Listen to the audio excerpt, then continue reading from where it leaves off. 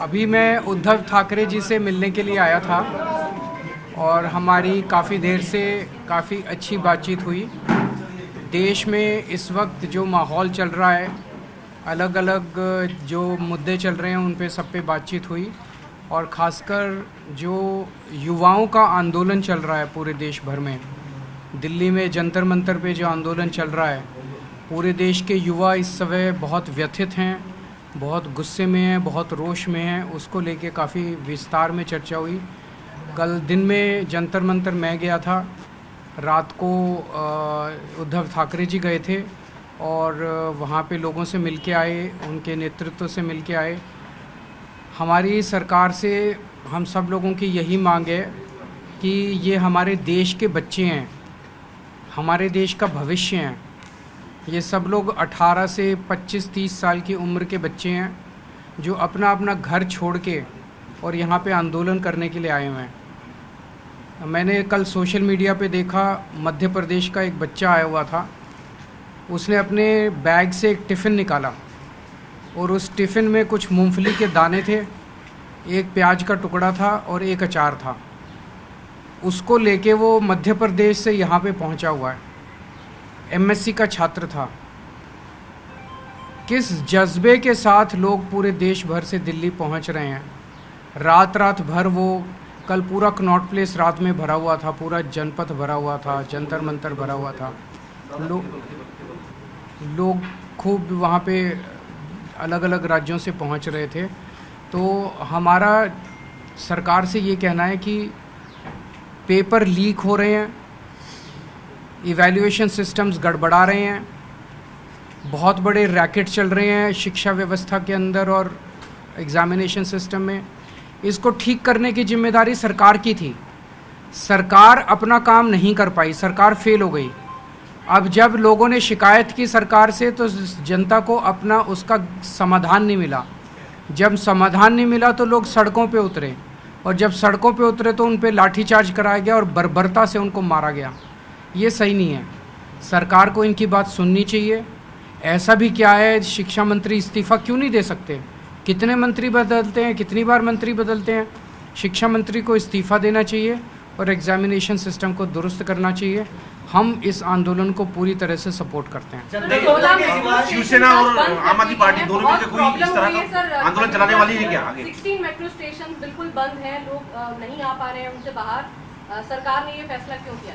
सरकार ने ये फैसला क्यों किया है तो सरकार बताएगी, क्योंकि मैं तो सरकार हूँ नहीं। लेकिन ये सरकार ने जो फैसला किया ये गलत किया।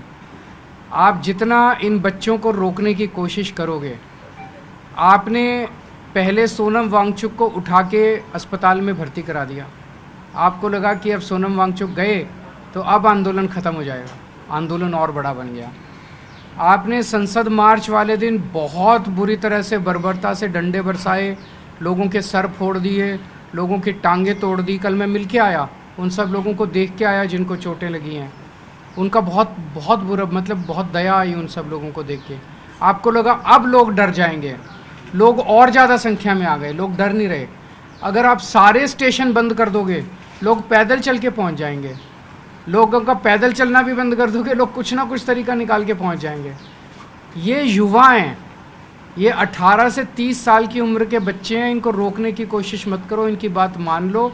ये सरकार के अपने फायदे में रहेगा। सर, जंतर मंतर के सिवाय कांग्रेस का जो प्रोटेस्ट हुआ उस पर कुछ चर्चा हुई क्या? इंडिया अलायंस है आपका? देखिए, सबको करना चाहिए, सारे करें, जितने भी देश में लोग हैं सब लोग सड़क पे आंदोलन करें, इसमें कोई हर्ज नहीं है।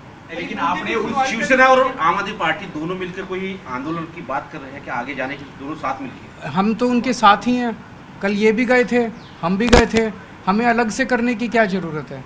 हम तो उनके साथ ही हैं। वो देश के युवा आंदोलन कर रहे हैं, हम युवाओं के साथ हैं। कांग्रेस के आंदोलन को आपका सपोर्ट है क्या? क्योंकि ऐसे कह रहे राहुल गांधी ने कल हम मुद्दे का सपोर्ट करते हैं। मुद्दा है कि परीक्षाओं का लीक बंद होना चाहिए, परीक्षा लीक होनी बंद होनी चाहिए। अब सब लोग समर्थन करें, जो जंतर मंतर को समर्थन कर रहे हैं वो जंतर मंतर को करें, जो नहीं कर रहे हैं अपना कर रहे हैं अपना करें, सब लोग करें। सर, बीजेपी की तरफ से एक बयान सामने आया है, वो ये कह रहे हैं कि सरकार को जो काम करना था वो किया है, नीट पर हम लोग गिरफ्तार कर रहे हैं, विपक्ष जो है वो भ्रम फैला रहा है। 2024 में नीट की परीक्षा लीक हुई, उसका जो मास्टरमाइंड था उसकी मोदी सरकार ने समय पे चार्जशीट फाइल नहीं की।